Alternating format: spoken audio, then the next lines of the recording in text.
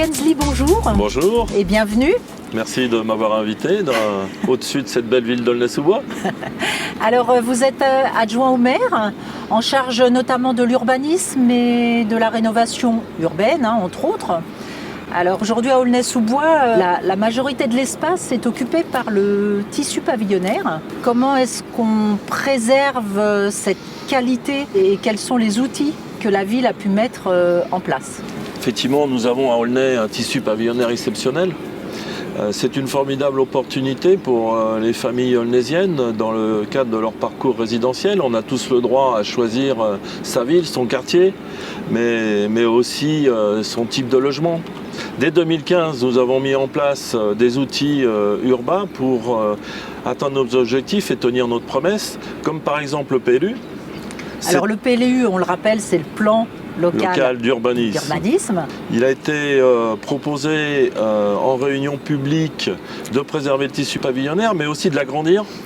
Parce que pour le dynamiser, les zones de constructibilité étaient trop importantes et les immeubles pénalisaient ce cadre de vie dans le tissu pavillonnaire. Vous avez des exemples de projets? Oui, nous avions des biens, la ville, rue des Saules, rue Legendre. C'était des friches, c'était même pas des parcs. Donc nous avons entrepris la construction de pavillons intermédiaires pour les premières acquisitions de famille. Donc vous avez un pavillon à 220 240 000 euros. Ça fait partie aussi du parcours résidentiel. Et puis bientôt le centre de la Croix-Blanche. On construira aussi des pavillons, on l'a promis, on le fera.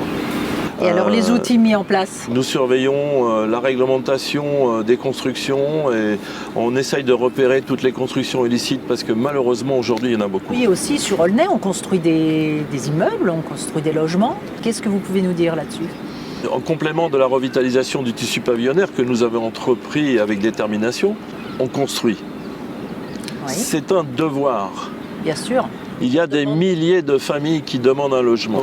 De plus, l'État nous impose 38 000 logements sur la métropole, c'est-à-dire sur les 7,5 millions d'habitants, qui concernent 131 communes. Nous ne sommes pas d'accord, c'est trop. Mais toutefois, il faut construire.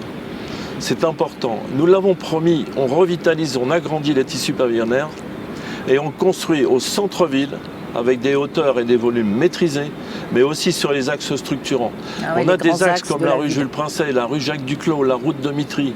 Ils n'ont plus aucun intérêt. Les pavillons sont abandonnés ou mal utilisés, mal entretenus. Ça devient des quartiers qui se paupérisent. Donc il est essentiel aussi de restructurer ces axes en les accompagnant de transport et de rénovation, de l'espace public. Sur la rénovation cette fois-ci du patrimoine bâti. On a la chance à Aulnay, avec une dominante de briques et de mosaïques, d'avoir des magnifiques pavillons. Il ne faut pas laisser ces biens dans les mains des promoteurs. Ils l'ont compris, ils nous embêtent beaucoup moins, mais il faut être très vigilant. On a donc préempté des maisons avec l'idée de revendre derrière, avec interdiction de démolir. On a trouvé des investisseurs intéressés par ce joli patrimoine et on a revendu le 46 boulevard de l'Hôtel de Ville. On peut imaginer comme c'est beau maintenant puisque les travaux sont terminés. Mais on a aussi acheté d'autres maisons, aussi en cours de rénovation, comme le 46 en rue du Nant. C'est une magnifique maison dans l'axe de l'avenue Jean Jaurès avec une jolie tourelle. Oui. Et on a l'année dernière acheté la dernière ferme d'Aulnay, avenue du Clocher. La laiterie. Ah oui, oui. C'est un coup de cœur pour moi parce que gamin, j'allais chercher mon lait du matin au pied de la vache. C'est formidable et ce lieu doit rester un lieu de culture et de rencontre. Vous avez d'autres exemples de rénovation sur la ville? Bien sûr, on a une magnifique maison près de la gare, à côté de la rue Anatole France, pour la situer, où nous l'avons achetée. Elle était dans les mains des promoteurs et aujourd'hui c'est la maison des projets. Mais aussi, au vieux pays, on a acheté la maison Pascarel, une vieille famille aulnaysienne, et on a installé le Créa qui était dans un pavillon vétuste, à l'étroit et qui ne pouvaient pas exercer leur art correctement. Dans tout ce patrimoine, qu'est-ce qu'on fait des espaces verts dans cette ville? Alors, c'est une ville exceptionnelle aussi. Vous allez me dire, je suis chauvin. Mais oui, je suis chauvin. Je l'adore cette ville. J'y suis né il y a 68 ans.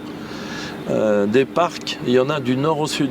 C'est vrai. Le parc du Saussay, parc départemental. Le parc Robert Ballanger, qui a été construit dans les années 80. Et puis ensuite, on enchaîne sur le Vieux Pays. Formidable parc qu'on appelait Parc des Cygnes, Parc Gainville maintenant. On arrive sur le parc de la Roseraie. Combien de villes en Seine-Saint-Denis ont une roseraie? C'est exceptionnel. C'est pas assez visité d'ailleurs. Puis au plus au centre-ville, on a le parc du Mont et on arrive sur la Perle, le canal de l'Ourcq qui relie Paris et qui donne à tous les Aulnésiens un lieu de promenade, un lieu de rencontre assez extraordinaire et de détente bien sûr. Ce qui est formidable, c'est les 8000 arbres d'alignement sur 40 km de voirie. Ces arbres relient les parcs entre eux et donnent un sens à l'aspect paysagiste de la ville. C'est très apprécié. Et puis on les préserve aussi, puisque un arbre malade ou enlevé, un arbre replanté, le 1 pour 1. On arrache un arbre qui est obsolète ou en train de mourir et on le remplace par au minimum un autre arbre. Donc 1 pour 1, comme la place à Brioude aujourd'hui, des tilleuls qui avaient une fin de vie annoncée très proche. D'ailleurs, ils ont été préservés, puisqu'ils sont partis en pépinière, ces arbres. Ils ont été préservés, ils sont partis en pépinière. Replantés après sur le territoire aulnésien. Et puis dans les équipements futurs qui viennent, le parc multimodal à Balagny. Effectivement, sur ce pôle en construction, pôle de service et de sport, il est accompagné d'un magnifique jardin avec l'eau qui circule de l'ancienne rivière, la Morée. Donc l'eau est revenue dans le parc, mais on a aussi pour projet d'autres coulées vertes pour donner un sens à notre projet urbain. Au Vieux Pays, où on peut voir effectivement quelques résidences en construction, mais je l'ai dit tout à l'heure, c'est un devoir pour le maire. Une magnifique coulée verte qui va relier le pôle culturel du Vieux Pays. Oui, Bruno Béchizal l'avait annoncé. En fait, l'idée, c'est, on se promène, mais l'idée, c'est de mettre en place un parcours pédagogique. Que les profs, les enseignants puissent emmener les élèves, les enfants pour protéger l'environnement de demain, les sensibiliser à l'environnement.